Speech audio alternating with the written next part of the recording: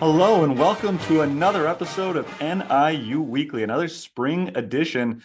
Believe it or not, spring football is already getting set to wrap up. Feels like it just started, but the annual spring showcase is coming up this Saturday, April 26th. So we'll talk all about that in just a few minutes. But first, I want to welcome you to the show. I'm Terry Bonadonna. I'm going to be joined in just a couple of minutes by Cory Connolly, who's the new special teams coordinator and linebackers coach here at NIU. So we've talked offense, we've talked defense over the last couple of weeks. Today we get a chance to talk some special teams as we get to know the upcoming 2025 version of the NIU Huskies. But before we get to Coach Connolly, I do want to talk a little bit more about Saturday because it is the spring football showcase, but it's a whole lot more than that. It is going to be a full day of action at NIU. Let me break it down for you because it starts at 10 o'clock. The Husky tailgate and the annual surplus sale going on simultaneously. The tailgate is going to be located in the area between the Chezik Center and the baseball field on the west side of Husky Stadium. And then the surplus sale will be just inside the Chezik Practice Center. You're going to have to enter that from the tailgate area through that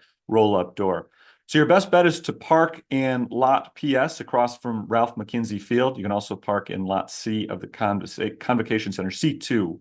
Lot C2 of the Convocation Center. Parking is free, so make sure you come out ready for a big day, tailgating. And the surplus sale, let's talk about what that actually is. Leftover items from the NIU teams are going to be sold sometimes at just $5. So $5 and up, a lot of brand new material, t-shirts, shorts, hats, sweatshirts, shoes, cleats, even game-worn jerseys. So a lot of really good stuff at very low prices. Victory Threads is going to be there as well, set up at the tailgate. They'll be having their blowout sale, which includes all of their leftover material from that big win last fall against Notre Dame. Those no luck needed t-shirts, which I'm sure you saw if you came out to Husky Stadium last year. The Boneyard hoodies, all deeply discounted. There will be a whole lot of other items on sale as well. The tailgate will also have the Husky inflatables, games for kids, food trucks, NIU sponsors with giveaways and games.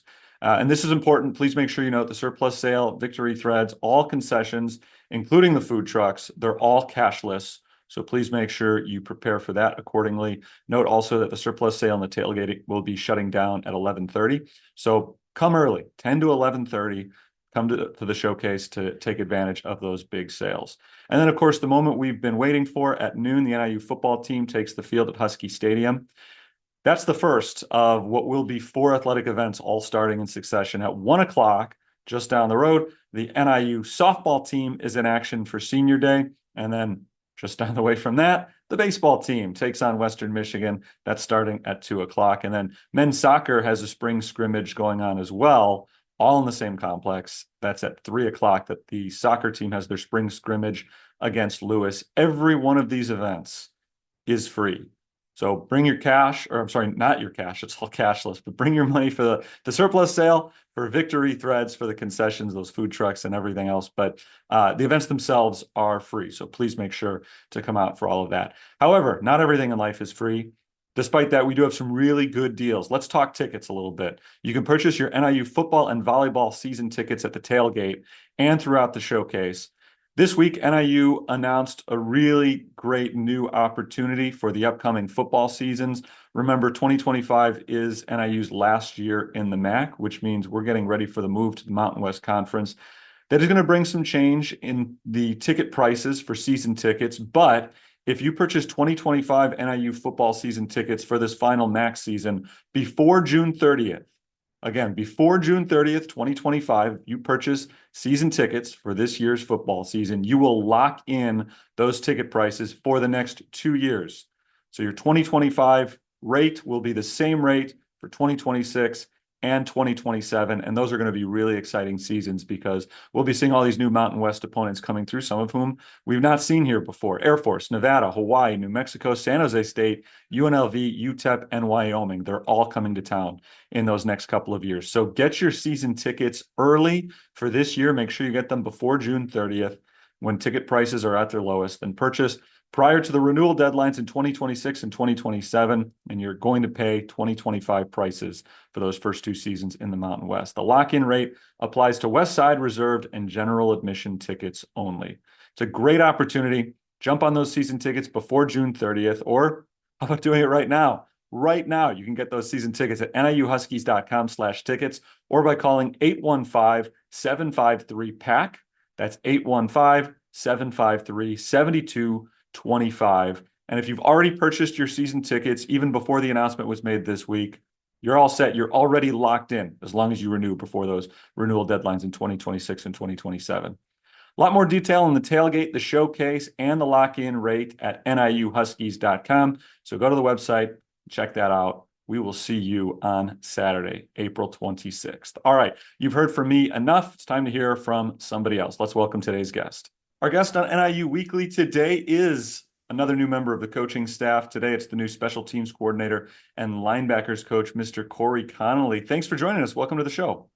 Thanks for having me. Glad to be here. Coach, you come to NIU after spending a long time at Ball State. So before we get into anything else, I have to know, honestly, how badly do you want to get that bronze stalk back? Obviously that'll be a fun one and a special one, but we'll worry about that one when it gets here.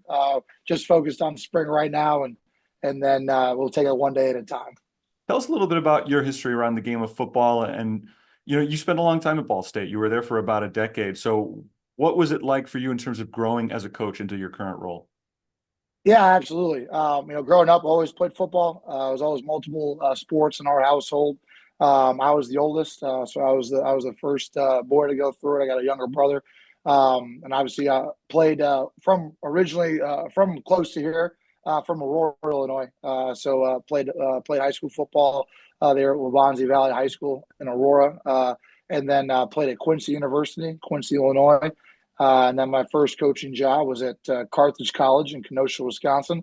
And then in my second year of coaching, I ended up at Ball State as a graduate assistant, and then went from GA all the way to ultimately leaving, the linebackers or outside linebackers coach and specialties coordinator there. So really my entirety of my foundational coaching career took place there. So grew a lot tremendously, not only as a coach, but as a man too as well. And obviously a lot of good memories there, but ultimately led me to here. So really shaped a lot of things that became my coaching style and my coaching philosophy.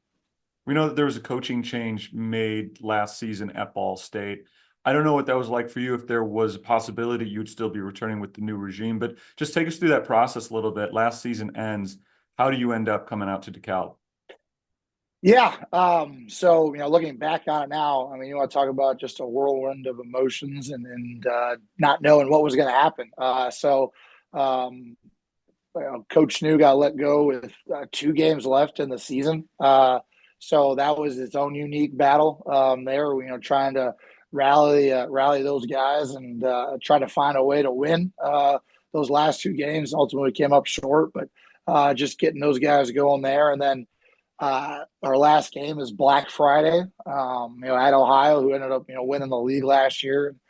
So driving back from Athens, Ohio, there didn't really know what was next. So a couple of days went by there, and then on early December, there the new head coach was named, and I didn't know at the time, and obviously had some type of hope. You be able to keep some type of status quo, and ultimately that was not the decision that was made, which is part of the profession. But really, it was the first time for me, being at one place for 10 years. That was the first time I'd ever to go through that transition. So, I was finding out it was not going to be retained.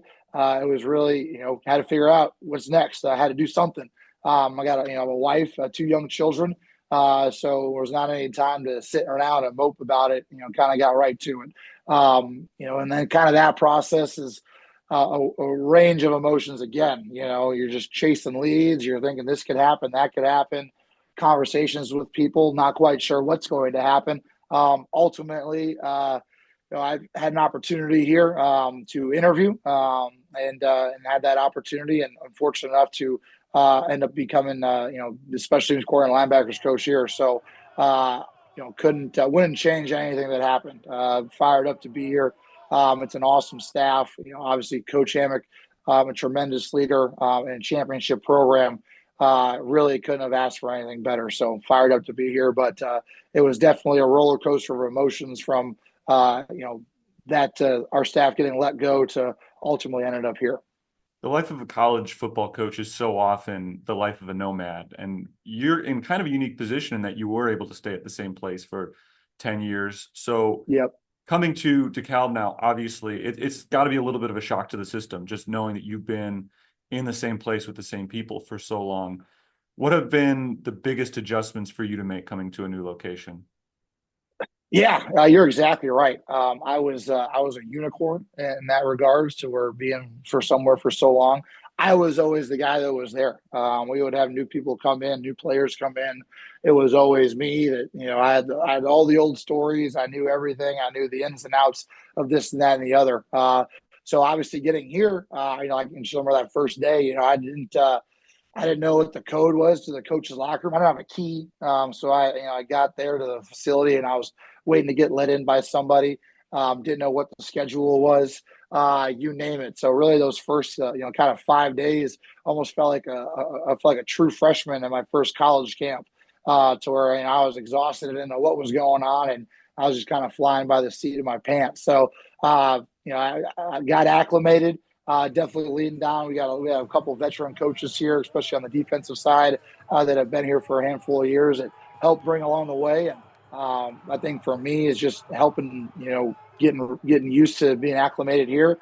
And you just got to be ready. You stay ready. You don't have to get ready. I was ready to roll, and whatever task came up that day, I was going to tack it head on, and I was ready for the next task after that. So really keeping things one at a time. That was kind of how I got best acclimated here, starting off at the beginning. One of the things that people used to tell me a lot when I was first starting my broadcast career, they said, if you really want to know what's going on with a football team, talk to the special teams coach because you're really the one guy who deals, aside from the head coach, obviously, who deals with everybody. Mm-hmm. Everyone at some Yeah. point or another, it seems, passes through special teams. What do you like about that role? Yeah, I think the main part is exactly what you just touched on right there. You get to coach everybody, you really do, and that was something that I didn't know as much about until I really took over it. I was like, wow, my voice is again like you just said after the head coach. I'm touching. My voice is reaching the most people, so I really like that. I like being able to coach the offensive line. On PAT field goal, position group you necessarily don't really get to work with when you're on the defensive side of the ball. I get to work with the quarterbacks too a little bit. We got a quarterback that holds, or some other situational stuff, being able to get in front of the room, in front of those guys too.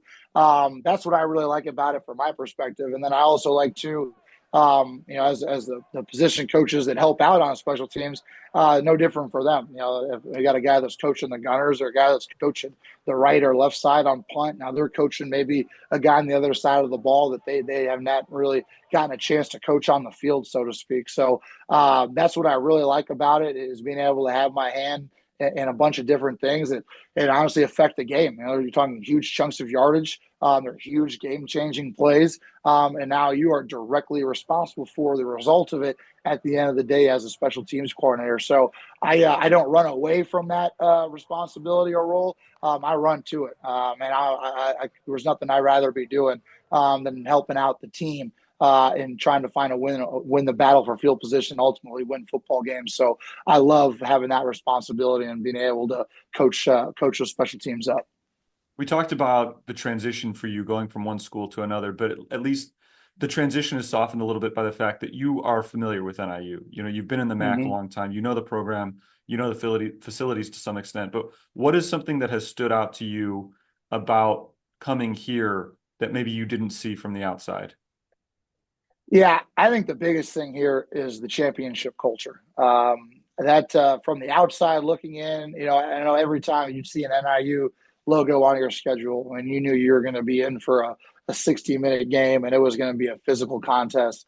But now that I'm here and in the building, I just remember my first 2 weeks, seeing the way that our guys work in the weight room, seeing how hands-on the coaching staff is, seeing what our guys do on their own and their leadership abilities within themselves as the group.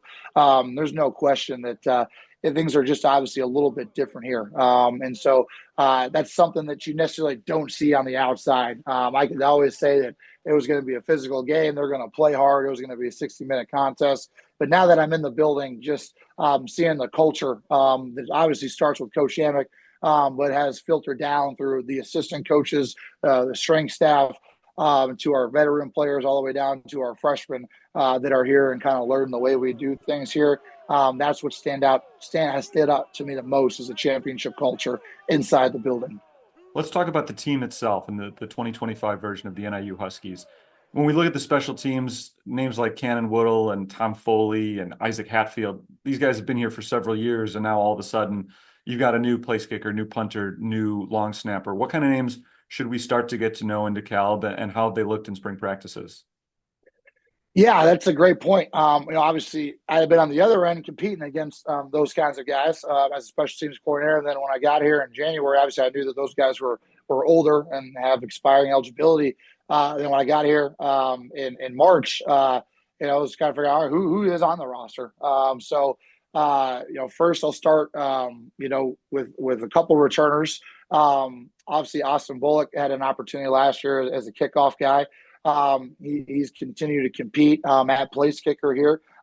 Added Andrew Glass from Kent State, who just got here in January, again before my arrival. He's also been a great competitor too in that place kicking battle. So both those two guys have done a really good job so far this spring. At the punting position, Danny Vukovic, who has been on the roster for a couple of years now.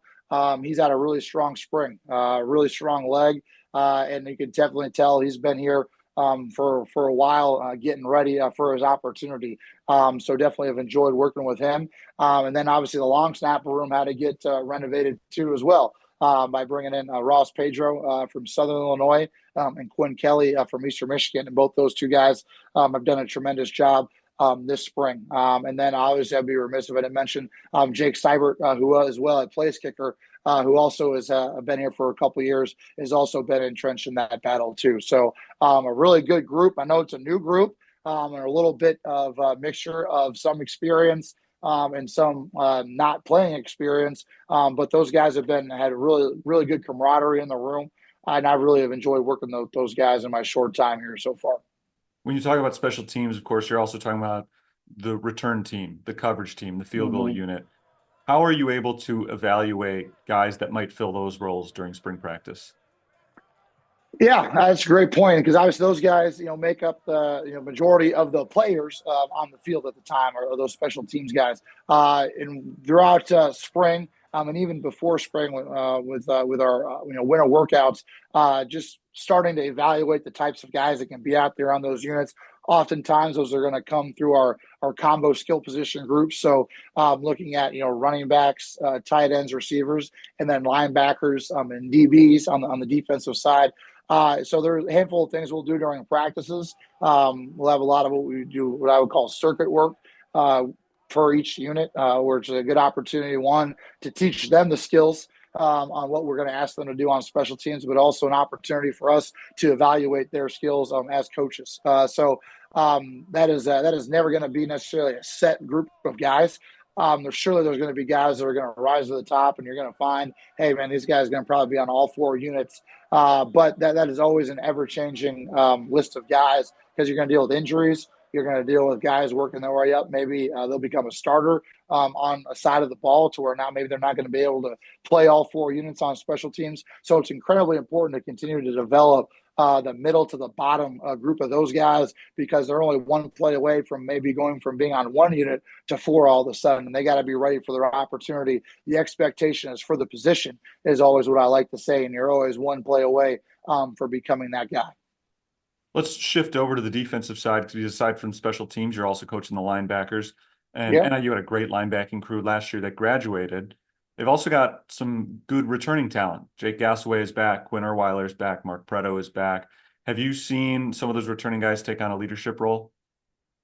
Yeah, absolutely. I think, when I first got here, Quinn Erweiler already not only had a voice of the linebacker room, I always think he had a voice of the defense. And then also, from a team standpoint, he's definitely a guy who I definitely I saw leading from the beginning. So he absolutely is entrenched in a leadership type role like that. And then those other guys you mentioned have also started to do that too as well with their performance on the field. Maybe they may have not made as many of those plays in a game situation, but they definitely have been doing so in practices so far, and guys take note of that. So have absolutely have liked what I've seen from those guys from a leadership standpoint, and then we got other guys in the room too as well, who are starting to get their feet wet and making some plays there on the field in practice and showing they can be possibly a guy that we can count on Saturdays. Yeah, there are going to be some new faces in that linebacking core as well. Danny Cronin, who transferred in from Dartmouth, a couple of freshmen who are redshirted, who are elevating as well. Do you see some of those guys being important members of the depth chart? Absolutely. I think, and really all those guys in our room right now, I definitely think have an opportunity to uh, find a role or a contribution on defense. And then again, with me being the special teams coordinator, it's got to start with our linebacker room to be those special teams guys. So if they're not, a core starter or have a predominant role on defense, they absolutely need to be doing that on special teams. And we definitely have seen that from all those guys there. So obviously, so starting with Quinn and Gas, Mark Prato's made a bunch of plays this spring. Danny Cronin, like you just mentioned, has been there too. And then KJ McRae, Phillip, Maciorowski, and then Chidu, Viki, and then Tristan Hunter as well. And all those guys have done a really good job this spring. They have all shown that they have an opportunity or a skill set to develop some type of role for us defensively. Coach Cory Connolly, it's been a pleasure introducing you to the NIU faithful. Thanks so much for joining us today on NIU Weekly. Thanks for having me. Glad to be here. Go Huskies. Always fun to talk football here at NIU. And of course, it was great to discuss that with the new special teams coach and linebackers coach as well, Cory Connolly. But it is also coming up to the end of spring season, which means that championships abound here at NIU. So I want to talk about some of the spring sports and what's coming up this week with NIU. Let's start with women's tennis because they are about to make their first appearance in the MAC championship tournament since 2017. This year, they earned their highest seed ever in the tournament. They won the MAC West. They're going to go into the tournament as the number 2 seed overall. They'll take on the 3rd seeded Toledo in the tournament semifinals beginning on Thursday. So be on the lookout for that. They're at the MAC Championship Thursday and Friday as well. Good luck to the team as they continue this record-breaking season.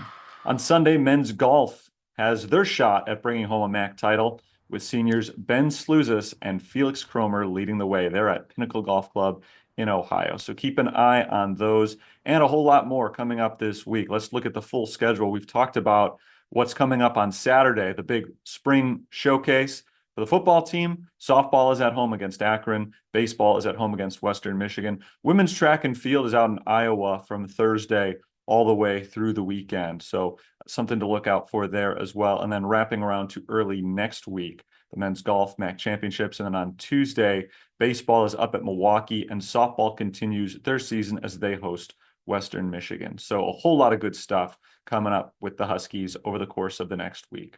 Be sure to follow all the Huskies social media accounts. We're on X, Facebook, and Instagram for all the latest scores and news. Keep up with all the latest by following NIU Athletics anywhere that you can. Of course, the website as well. You can also hit the subscribe button right here on the NIU Athletics official YouTube channel. Never miss a video, not just because you obviously want to see my smiling face, but there's a whole lot more on the NIU Athletics YouTube channel as well. Another great way to stay updated is to download the free NIU Huskies app to access team schedules, rosters, updated scores, and a whole lot more. That's going to do it for this week episode of NIU Weekly. Thanks as always to our editor, Kevin Meyer, to our guest today, Cory Connolly. Thank you always to Donna Turner, who puts this together as well. And thank you for always staying informed as a Husky fan by watching NIU Weekly. Check out the Husky social media channels for all the latest news on NIU Athletics. And don't forget to like and subscribe to the NIU Athletics official YouTube channel. Until next time, Terry Bonadonna signing off. Go Huskies.